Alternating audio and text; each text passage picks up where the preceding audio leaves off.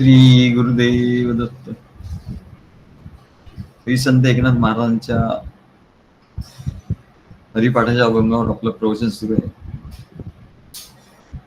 त्यातला हा 14वा अभंग आहे. त्यातला पूर्वार्ध आपण बघितला, आता उत्तरार्धाचा आपण बघूया.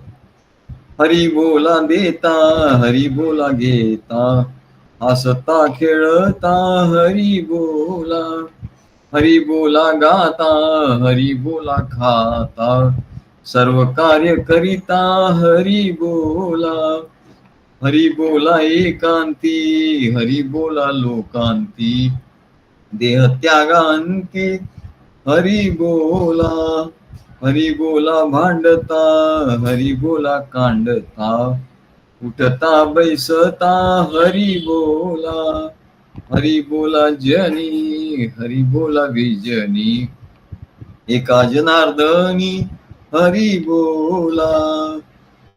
तेव्हा एकनाथ महाराज काय सांगतात, हे जीवन जे आहे हे असं रंगबेरंगी आहे ना. काय जसं सूर्याचे सप्तरंग आहे, सूर्यामध्ये 7 रंग आहे आणि म्हणून सप्तरंगी इंद्रधनुष्य दिसतो. तसं म्हणलं जीवात्म्याचे आहे. या आठवड्यातल्या 7 दिवसात या जीवात्म्याला, मनुष्याला या सप्तरंगाचा अनुभव येत असतो. रोज निरनिराळ्या तऱ्हेचे लोक निरनिराळे प्रसंग घडत असतात, निरनिराळे अनुभव येत असतात. त्याचप्रमाणे या एका दिवसातही सकाळपासून संध्याकाळपर्यंत अनेक प्रकारचे चांगले वाईट अनुभव मनुष्याला येत असतात. सकाळी उठल्यापासून झोपेपर्यंत सृष्टीचे व्यवहार सगळे चालू असतात. निरनिराळे अनुभव तो घेत असतो. तेव्हा यात सांगायचं मुख्य कारण म्हणजे हा विषय मागच्या वेळेला झाला होता, तो गीतेमध्ये आलो की हे सर्व जरा घडतायत आपल्या आजूबाजूला, पण याच्यामध्ये सूर्य हा स्थिर आहे. जसं सप्तरंग होत आहेत, इंद्रधनुष्य दिसत आहेत, पाऊस पडतोय, मेघ येत आहेत, थोडा वेळ सूर्य पण दिसत नाहीये, पण याच्यामध्ये सूर्य हा स्थिर आहे. सूर्याला काही होत नाही. सूर्य पावसाने भिजत नाही, सूर्य त्या ढगाने त्याला काही होत नाही. झाकल्यासारखा आपल्याला दिसतो, पण त्याला काय होत, ढग त्याला स्पर्श करू शकत नाही, पाऊस त्याला ओलं करू शकत नाही, वीज त्याला काही करू शकत नाही. सूर्य स्थिर आहे. तसं म्हणले मनुष्याच्या ठिकाणी 4 देह आहेत, स्थूल, सूक्ष्म, कारण. हाही मगाशी विषय झालाय, महाकारण. तेव्हा मनुष्याची अज्ञानामुळे अशी दृढ समजूत झालेली आहे, या स्थूल देह हाच मी आहे, बस. हा स्थूल देह म्हणजे मी. स्थूल देह हे माझं अस्तित्व आहे, नुसती समजूतच आहे असं नाही म्हणाल तर त्या ठिकाणी त्याचा अहंकार तो धरून बसलाय. वा, मला असं म्हटलं, मला हे केलं, मला तसं झालं, आणि त्याच्यावर भांडण तंटा व्हायला सुरुवात होते. कारण तो काय, तो बसला कुठे आहे, तो सद्गुरूच्या ठिकाणी बसलेला नाही. सद्गुरू महाकारण देहात बसले, तिथपर्यंत त्याचा ध्यास असेल तर तिथपर्यंत तो जाईल, पण त्या ध्यास नसतो, मग तो तिथेच ठाण मांडून बसतो. कुठे, त्या अहंकाराच्या ठिकाणी. देहाचा अहंकार तो सोडायला तयार नाही म्हणा. वास्तविक म्हणाले ही समजूत खोटी आहे आणि हा अहंकार खोटा आहे. हा देह आपला कुठे आहे म्हणा. ज्याप्रमाणे बांगलादेशी घुसखोर खोटी ओळखपत्र तयार करतात आणि भारतात येऊन राहतात, पण त्यांना असं वाटायला लागतं की भारत म्हणजे आपलाच देश आहे आणि इथे आपलं झोपडी म्हणजे हे आपलंच मालकीचं आहे, सगळं आपण इथलेच रहिवासी आहोत. असं खोटी ओळख, खोटा ओळखपत्र, खोटी देणारे लोक आहेत. खोटा अहंकार असा मिळतो. तसाच हा प्रकार आहे म्हणले. ही अनधिकृत जागा आहे म्हणजे बळकावलेली आहे. अहंकाराने ही जागा, ही हा देह खरा श्रीहरीचा आहे, पण म्हणाले इथे अहंकाराने तो बळकावलाय. मग चोऱ्या, फसवणूक, भांडण, हिंसा, आंदोलन असे जे प्रकार घडतात, तसं म्हणाले या देहात सुद्धा, इथेही सुद्धा म्हणजे संसारात फसवणूक, भांडणं, हिंसा, आंदोलन, चोऱ्या माऱ्या, खोटं बोलणं, हे सगळे प्रकार घडतात. खरं तर स्थूल देहाचा सर्व व्यवहार, खरं म्हणलं तर स्थूल देहाचे सर्व व्यवहार प्रकृतीमध्ये चालतात. प्रकृतीमध्ये आपोआप जाग येते. तू उठतोस का? नाही, मी उठलो. आज मी उठलोच नाही हो, रात्र गेली, दिवसही गेला, असं होतं का कुठे? नाही होत. कारण काय, प्रकृतीची प्रेरणा असते. भूक लागते, भूक तुझ्या प्रेरणेने लागते का नाही? तसं या नैसर्गिक प्रेरणा आहे या प्रकृतीची. आपण हा म्हणतो की मी केलं, सूक्ष्म देहा, तसंच सूक्ष्म देहाचं तसंच आहे म्हणाल. मन, बुद्धी, चित्त, अहंकार यांचा व्यवहार देखील प्रकृतीच्या आणि आत्म्याच्या प्रेरणेने घडतात. काही प्रारब्धाने घडतात, मग अशी बघितलं. पण तो म्हणले अज्ञान, अहंकार, वासना, विकार, कामना आणि हे याने तो विकाराधीन झाल्यामुळे तो अहंकाराने सांगतो की मी केलं. म्हणून हे तिन्ही देह, जड देह, सूक्ष्म देह, कारण देह सगळं मलिन झाले म्हणाले. सगळं मी केलं, मी केलं.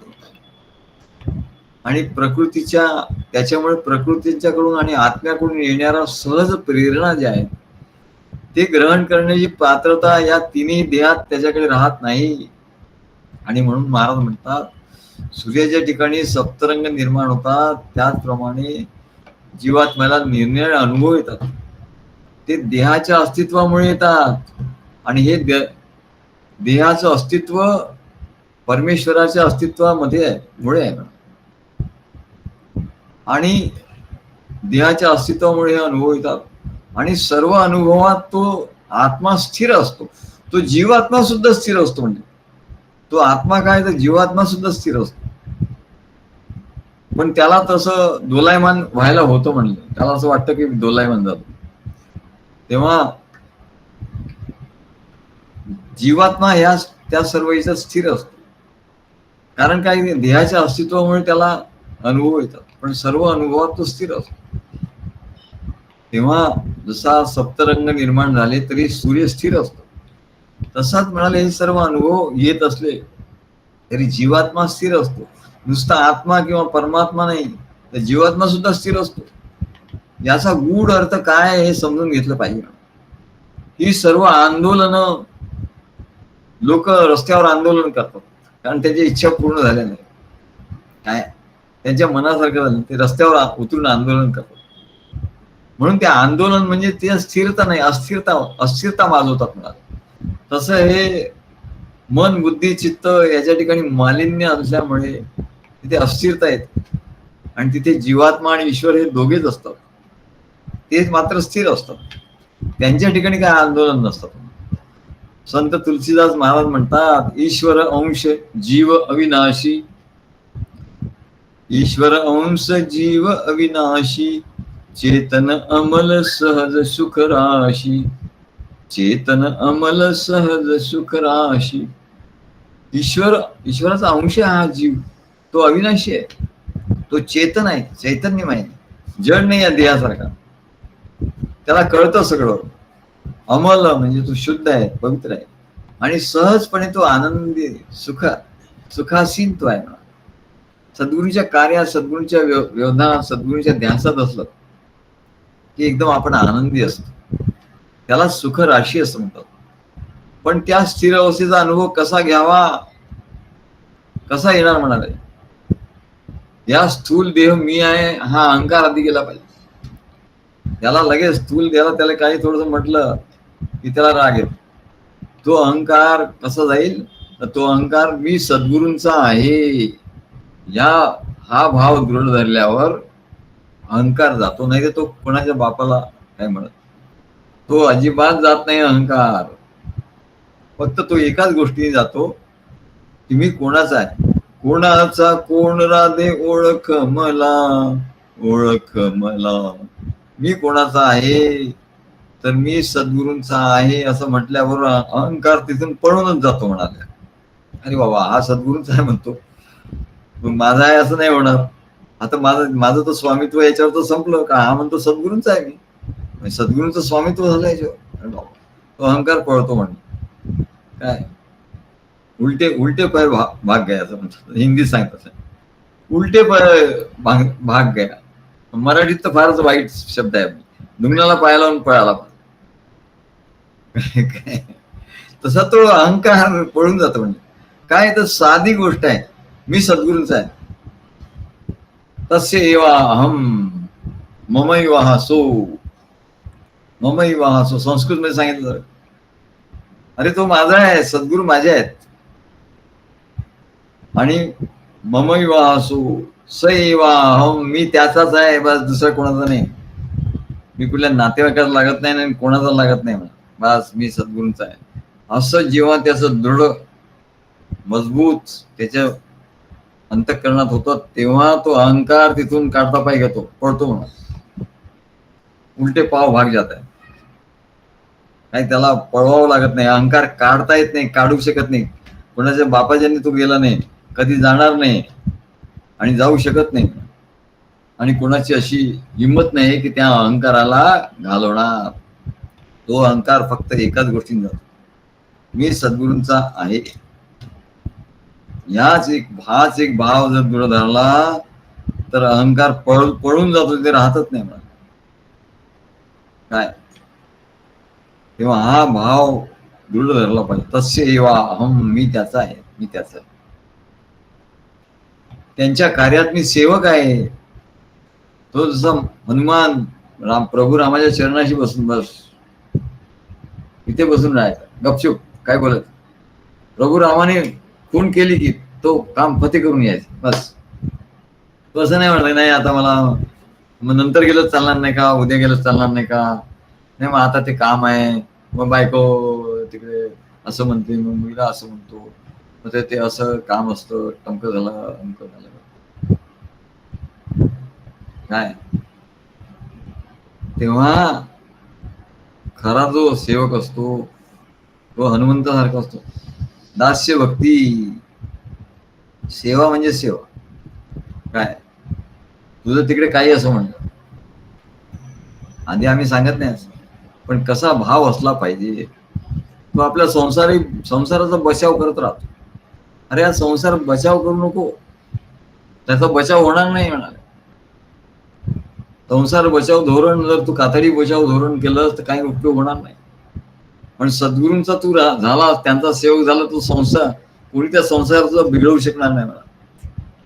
कोणाची ही हिंमत नाही की तो संसारातून तुझा काय हात लावेल.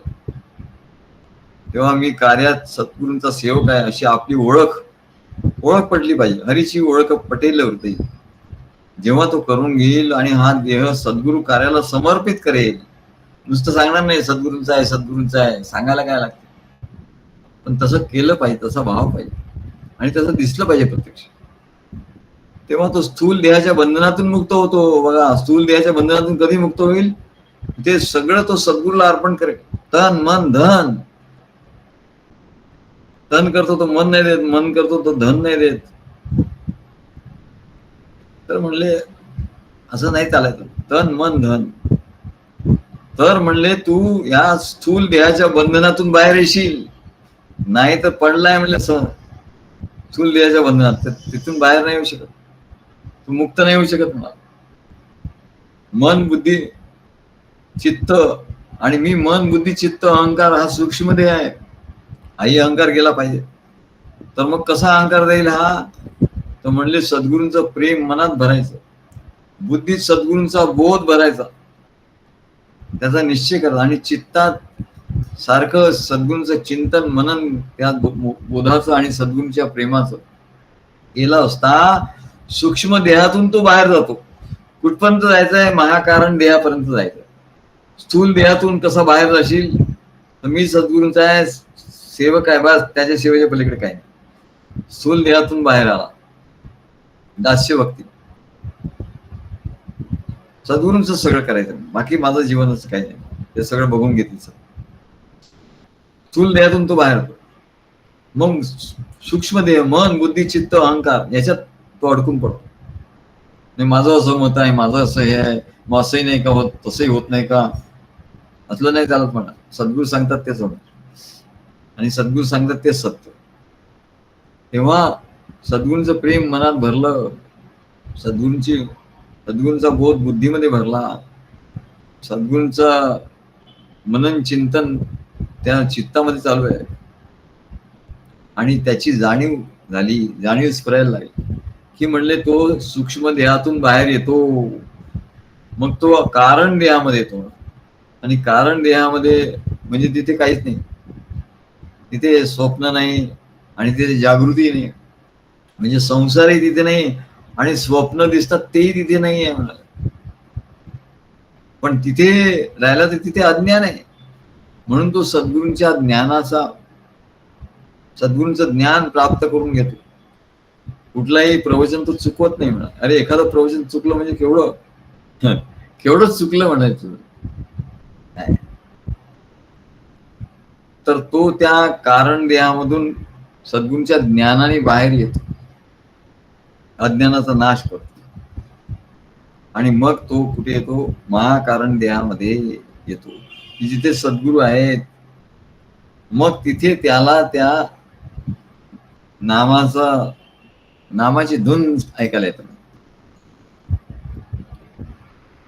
त्याला ऐकायला येते. तो काय जप करत नाही म्हणाले. एरवी तो जप करतो, वेळ मिळत सगळं करताना करतो, पण खरा जप त्याचा ज्ञानदेवा मौनी जपमाळ अंतरी धरोनी श्रीहरी जपे सदा. तेव्हा असं करता करता कारण देहातून महाकारण देहात, तेव्हा संसारात वावरत असताना सृष्टीतील माणसाशी म्हणले, मग अशी त्याची अवस्था झाली, तो महाकारण देहात आला. ते म्हणले मग बाहेर चालू द्या म्हणले, काय त्याला काही आंदोलन होत नाही. तो एकदम कर्मणूक होत. त्याला काय लोक वागतायत म्हणजे काय करतायत, सगळ्याचं ज्ञान त्याला ठिकाणी. तो हसतो म्हणाला, शांत हरी हास्य करी. तेव्हा तो आपण बोलत असतो, दुसऱ्याचं ऐकत असतो, मित्रमंडळीची थट्टा विनोद करतो, विरोधकाशी भांडतो, किंवा काय आपण काही वस्तू दुसऱ्याला देतो, किंवा दुसऱ्याच्या सहवासात असतो, किंवा तो एकटाच असतो, कधी एकांतात विचार करतो, कधी जनसमूहात असतो, कधी संसारात गळून गेल्यासारखा असतो, कधी साधनात मग्न असतो, कधी मनुष्य जन्माचा विचार करतो, कधी मृत्यूचा विचार करतो, कधी सुखाचा दुःखाचा, हे सगळं. पण त्याला हा खेळ वाटत, हा खेळ आहे म्हणा. त्याच्यामुळे ही जाणीव त्याची सदैव त्याच्या ठिकाणी, या खेळामध्ये परमेश्वराचा हेतू आहे. हा खेळ खेळण्यासाठी तर आपण आलोय म्हणा. आणि म्हणून त्याचं चिंतन आपोआप घडत राहतं. म्हणून सर्व साधू संत भगवत भक्त असे नेहमी त्या श्रीच्या चिंतनात, नामचिंतनात रंगून गेलेले असतात. आणि त्या आनंदाच्या अनुभवामुळेच श्री एकनाथ महाराज सांगतात की हरिनामाचा जयघोष करण्याची विनंतीच ते सर्वांना करतात. एका जनार्दनी हरी बोला असं म्हणतात. हरी बोला देता, हरी बोला घेता, हसता खेळता हरी बोला, हरी बोला गाता, हरी बोला खाता, सर्व कार्य करिता हरी बोला, हरी बोला एकांती, हरी बोला लोकांती, देह त्यागांती हरी बोला, हरी बोला भांडता, हरी बोला कांडता, उठता बैसता हरी बोला, हरी बोला जनी, हरी बोला विजनी, एका जनार्दनी हरी बोला. श्री गुरुदेव.